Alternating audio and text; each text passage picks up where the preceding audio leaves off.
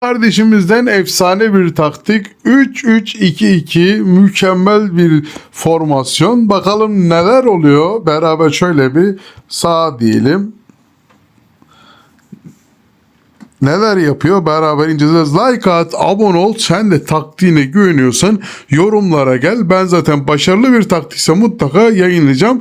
Bu taktik yayındaysa demek ki eksilerini artılarını anlatacağım. Siz kendinize göre formasyonla oynayabilirsiniz. Viyalovic'in 18. golü geldi. Burada mesela Viyalovic'in yani herhalde oynadığım evet, Obert'in golü. Şöyle bu arada şöyle skorlara da bakalım, canlı skorlara. Skorlar çünkü çok önemli.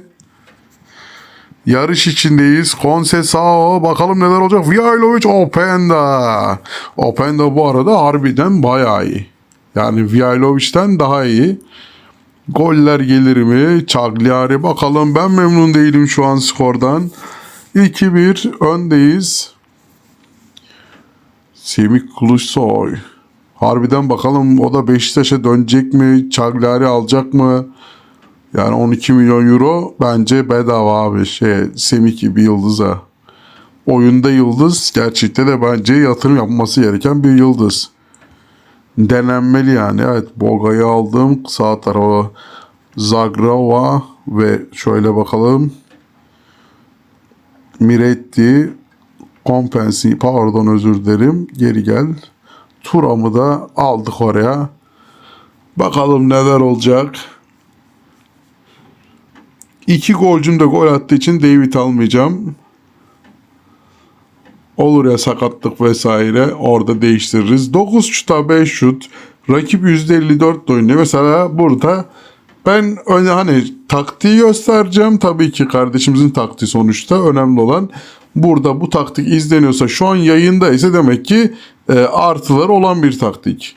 Mesela bir kardeşimiz, evet, Vihailovic 19. golünü attı. Mesela bir kardeşimiz taktik attı. 13. haftada direkt kendisine attı fotoğrafları. Derim ki olmamış, hani olana oldu diyoruz, olmayan olmadı diyoruz. Bir gol daha gelir mi? Kapanış golü ve 3-1 bitti maç. Diğer maçların artık skorlar önemli değil. Çünkü ne biliyor musunuz? Orada artık bir de playoff mu var? Yok, daha neler. Ne alaka? Şampiyon olamak mı biz? Ne alaka? Bir daha şeyle beraber olduğumuz için ilginç. İlk defa gördüm. Hadi onu da yapalım arkadaşlar. Bakalım neler olacak. Evet. Değişik bir an. Berabere biterse ne olacak? Onu anlamadım. Evet. Bu arada İzmir'de de yağışlı bir hava. Neler olacak göreceğiz bakalım. Evimizde maçı vereceğimizi zannetmiyorum. Affetmeyiz bence. Ki bu maçı yenen de şampiyon olacak. Çok kritik bir maç ama bence Juventus bunun Conceição ile altından kalkacak gibi. Orada güzel bir hata yakaladık. Dikkat edelim. Bir gol daha atarsak takım rahatlar. Rahatladıkça da gerisi gelir diye düşünüyorum. Evet, 6 şuta 4 şut güzel. Değil mi? Abi İzmir'de fena bir yağmur var. Her yer öyle galiba. Allah afet vermesin. Çünkü sel baskınları falan sıkıntılı. Allah korusun. Rabbim esirgesin her yerden. Özellikle son zamanlarda birkaç yerde sel baskını bayağı sıkıntı. Allah korusun. Evet, çok tehlikeli yer. İyi bari kaleye vurmadı Allah'tan ha. Evet, şöyle ben mutlu diyelim bir tık. Bakalım neler olacak. Dikkat edelim. Højlund falan da can yakıcı oyuncuları var. Bizim de var tabii ki. Evet, gol gelir mi? Penaltı zannettim. Milinkovic Savic. Evet, Openda David'le yer değiştiriyor şöyle. Hemen oyuncularımızı alalım. Miretti abi. Cambiasu'yu alacağım. Şu sarı kart olayı sıkıntılı çünkü. Ama büyük ihtimalle şampiyon biz olacağız. Allah nasip ederse. Güzel, keyifli anlar var. Mesela çok fazla beraberlik var. Biraz formasyonla oynanabilir ama tabii belki de transferler de yapılırsa, ben orijinal kadroyla oynadığım için bir kardeşimiz de Juventus taktiği soruyordu. Al sana mis gibi Juventus taktiği. Canavar gibi. Evet, 1-0 yendik. Artık ne? Juventus babalar gibi şampiyon. Görmüş olduğunuz gibi 79 puan, 79 puan. Playoff oynattı oyun ve onu da yendik. 2'de 2 yapmak, canlı canlı yaptık. Demek ki taktik dediğim gibi olurlar. Playoff oynadık. Direkt şampiyon belli oldu. Evet. Burada Vlahovic dediğim gibi 16 golde kaldı. Herhalde bugüne kadar en düşük gol sayısıdır. Asist 9. Çünkü dediğim gibi bak mesela abi, bu arada adam ne asist yapmış ve vicdansız. Evet, bayağı iyi ama harbi 7 gol 23 asist çok iyi abi. Evet, şöyle hemen bireysellere bir gidecek olursak kardeşimizin taktiğine hemen geçiş yapacağım. 16 gol 5 asisti Openda'nın var. Vlahovic zaten 19. golünü atmıştı. 10 asisti var 52 maçta. Conceição'nun golü vardı. 9 gol 10 asist ve yine Kenan Yıldız 161 milyon euroya kadar çıktı arkadaşlar. 3 gol 7 asist çok düşük bence.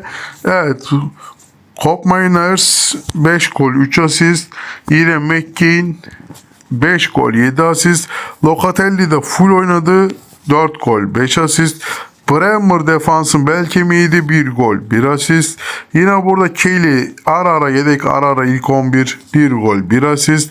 Yine burada Gatti full oynadı ve o da 3 golle katkı sağladı. Ve Kalulu vardı ilk 11 full oynayan. Hemen ona da bakacak olursak da 4 asisti vardı. Kalulu'nun hemen taktiğimize gelin arkadaşlar. Çok değişik bir taktik dediğim gibi. Kaleci rolünde 2 tane bakın kenar stoper, bir tane standart stoper, 2 tane görmüş olduğunuz gibi arkadaşlar 2 yönlü orta saha, bir tane de oyun kurucu orta sahamız var. 2 tane kanat forvetimiz var. Bir tane yaratıcı forvet, bir tane de komple forvetimiz var. Ben bunu aslında bu taktiği güzel bir işte elden geçiririm sonra. Evet. Burada mesela dengeli, genişlik dengeli, pas temposu yavaş ve yaratıcıda dengeli oynamış. Topu kendinde tutmaya çalışmış ama skor katkısı bu sefer azaldı gibi. Bunu mesela ben tabii ki asla orijinal ellemedim. Neyse onu sundum görmüş olduğunuz gibi. Savunma çizgimiz dengeli ve pres her yerdeydi. Top hamle normal. Offside tuzağımız açıktı ve zaman geçirme kapalı. Hücum sadece ceza sahasına oynuyor ve paslaşmamız karışık. Pas merkezi orta saha olması gereken orta saha kalabalık çünkü güzel. Yani kurgu güzel, formasyon güzel. Burada kaleci de karışık şeyinde oyunu başlatıyor. Evet, taktiğimiz bu şekilde arkadaşlar. Benim burada eksik gördüğüm yönler ne? Full dengeli bir taktikte mesela pas odağını yavaş sunması. Çünkü pası hızlı şekilde yapacak çok fazla oyuncu var. Top ayağında mesela dengeli yerine kontrollü bir oyuna tercih edebilirdim ya da hücum oynanabilirdi. Tabii bu dediğim gibi kardeşimizin taktiği. Ben sadece takımı oturttum. Takımı ben seçtim. O bana zaten Galatasaray sonuçta arkadaşlar, Juventus neyse İtalya için, Galatasaray Türkiye için o. Ya da Inter İtalya için neyse, atıyorum Fenerbahçe'de Türkiye için o, hani ona uygun bir, hem de kardeşimiz Juventus taktiği istemişti bir tanesi de. İkisinin de derdine derman olsun. Ersin kardeşimin eline sağlık. Dediğim gibi sen de taktiklerine mi güveniyorsun? Benim taktiğim var, felaket mi diyorsun? Gel yorumlara buluşalım. Senin taktiğini de güzelce çekelim. Eğer taktiğin başarılıysa tabii ki kardeşlerimize önerelim. Like at, abone ol, hipi puan unutma. Hadi eyvallah.